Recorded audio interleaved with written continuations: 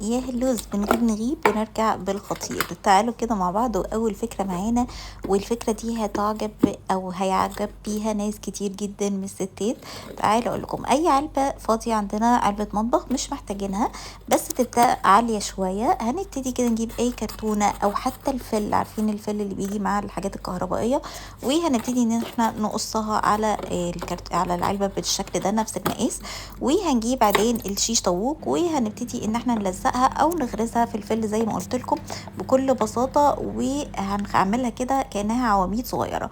هنقدر بقى نخزن في العلبه دي نخزن فيها بكر الخياطه. بكر الخياطه هيبقى سهل علينا، هيبقى سهل علينا حتى ان احنا نفكه، يعني الخيط يطلع معانا كده بمنتهى السهوله، وكمان هتبقى منظمه معانا في الدار. الفكرة الجاية دي هنبتدي ان احنا نجيب اي بايدز عندنا ونلفها بالشكل ده، ونحط فيها معطر. ممكن نحط المنعم بتاع الهدوم، ممكن نحط زيت عطري، ممكن نحط قرنفل، قرفة، اي حاجة انتوا بتحبوها، او نرشها حتى برفين، ونبتدي نلزقها في الدواليب او في الباسكت، وهتبقى كل مرة تعمل ريحة حلوة وجميلة كل ما تفتحي الدولاب. الفوم بتاع الحلاقة يا جماعة من الحاجات الخطيرة اللي بتنظف حاجات كتيرة في البيت، منها النضارات الخدوش البسيطة اللي بتبقى في الإزاز.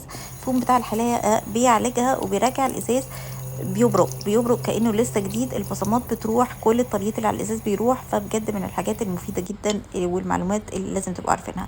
وانتي خارجه بقى في مكان، جربي كده ان انتي بالتوكه بتاعه الشعر اعملي السوسته بالشكل ده علشان تبقي مطمنه، خصوصا في الزحمه محدش يفتح السوسته بمنتهى السهوله. هاتي كده شاليمو وقصيها بالشكل ده، وحطيها على الصابون الديسبنسر بالشكل ده اللي هو بيبقى كده بخاخ، بحيث ان انتي وانتي مسافره ما يوقعش حاجات، او ما يبقاش في الشنط فيبتدي ان الحاجات تقع منه. الشاليمو هيحفظ اللوك بتاعه. كمان الماسك بتاع الكفته نقدر نقطع بيها الطرد بمنتهى السهوله، هتطلع مثلث بيرفكت، وكمان بتنزل بمنتهى السهوله جدا في الطبق. انا هنا ما نزلتهاش في الطبق، ناس قالوا لي نزليها في الطبق عشان نشوف السهوله، فهي بتنزل بمنتهى السهوله يا جماعه يعني بجد. فجربوها وانتوا تعرفوا انا قصدي ايه. اقول لك على هيك حلوه جدا بقى تعطري بيها البيت. سخني عيون البوتاجاز كويس جدا وبعدين اقفليها، وهاتي اي برفيوم عندك ورشيها على عيون البوتاجاز. عايزه اقول لك ريحه البيت هتفضل فتره ريحتها حلوه جدا، الحراره هتطلع كده البرفين وهتثبته في الجو. فبجد من الهاكس حلو جدا، ما تخافيش البوتاجاز مش هينفجر ولا حاجه. هاتي كده سلكات الودان وابتدي حطيها في الكيك بتاعتك، اي كيك بتعمليها، وغطيها بالفويل بحيث ان ما يبقاش الفويل لازق في وش الكيك فيبوظها ويبوظ الكريمه بتاعتها. كمان هاتي كده اي مانيكيرات لو بتتلخبطي في المفاتيح بتاعه الكهرباء، وابتدي ان انت لوني الحاجه عشان تبقي عارفه الاخضر بتاع النجفه، الاحمر بتاع الغساله، ايا كان التصنيف بتاع مفاتيح الكهرباء. هاك بسيطه وهتفيدك جدا.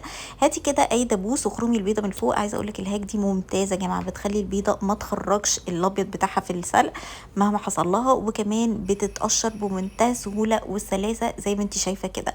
بجد من الهاكس الحلو جدا ومش هتاخد منك وقت، والدبوس هيدخل بكل سهوله ولا هيكسر قشره ولا احسنون. كمان هاتي كده السيرمال ماجز بتاعتك اللي بقالها فتره ريحتها كده مكتومه، وحطي فيها عود قرفه محروق او ورق لورا محروق بالشكل ده، هيضيع اي ريحه كمكمه في السيرمال ماج. واغسليها او اشطفيها بالطريقه العاديه وهي ترجع ريحتها كانك لسه جايباها، يعني او يعني لسه نظيفه جديده.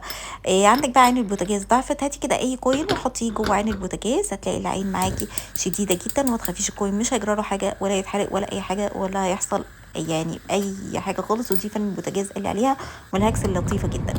كمان الفكره دي جميله جدا يا جماعه لكل بنت بتركب اوبر او بتركب اي تاكسيات. حطي كده الغطيان غطا بتاع اي ازازه ميه في الاوكر، بحيث لو حصل وحد لا قدر الله قفل عليكي اللوكات، ده هيمنع ان اللوك يقفل فتقدري تفتحي الباب بمنتهى السهوله. كمان هاتي كده كلور وحطيه في الوايبس او ديتول لو انتي مش حابه الكلور، بس الكلور هيبقى مخفف جدا على الوايبس لان الوايبس مليانه اوريدي ميه كتير.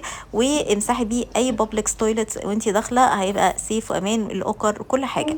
هاتي بقى شماعه ولبسيها شراب بالشكل ده. شراب طبعا مش محتاجاه قديم او فرده من الفرد اليتيمه اللي بتبقى في الشرابات، ويبتدي رشيها اي منظف. هاتي بقى الحتت اللي بين الدواليب، بين تحت التلاجة، تحت الغسالة، بالشكل ده بيطلع كل الأماكن الضيقة اللي انتي ما بتعرفيش توصل لها. ملهاجة جميلة جدا ودايما بعملها كل فترة، بتطلع لي بلاوي بلاوي بلاوي من غير ما احرك الحاجة أو أزقها وأتعب ظهري. تعالي اقول لك بقى، لو انت من الناس اللي بتحب البخور هقول لك على هيك هتعجبي بيها جدا. هي انك تجيبي بوله فيها تلج، وتجيبي كده البخور تحطيه على شبكه او حتى تغطيها بفويل، وتحطي البخور بتاعك. عايزه اقول لك ان التلج هيخلي البخور ما يتحرقش بسرعه، وكمان الريحه بتاعه البخور هتثبت في البيت بطريقه غير طبيعيه يا جماعه. من الحاجات اللي دايما بننساها في التنظيف وهي البوتاجازات البلت ان، عارفين انها بتلم من حواليها كده بلاوي وبننسى ننضفها. رشي كده اي مذيب دهون وبسكينه عليها منديل او قماشه خفيفه، وابتدي مشيها هتطلع لك سواد سواد سواد اسود من قلب عدوينك. يعني مش قادره اوصف لك بجد، من الحاجات برضو اللي لازم تبقي فاكراها.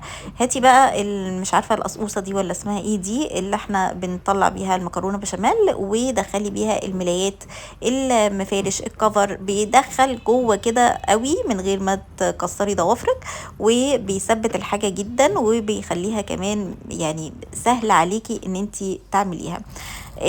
تخزين الليمون من الهاكس اللي عجبتني قوي، في كذا هاك لتخزين الليمون، بس من الافكار الحلوه ان انتي تحطي رز او شعريه من تحت، ده بيمتص كل الرطوبه، فبالتالي الليمون عندك بيفضل فريش لاطول وقت. دي كانت افكار النهارده، متنسيش بقى اللايك والسبسكرايب بتاعك والشير كمان.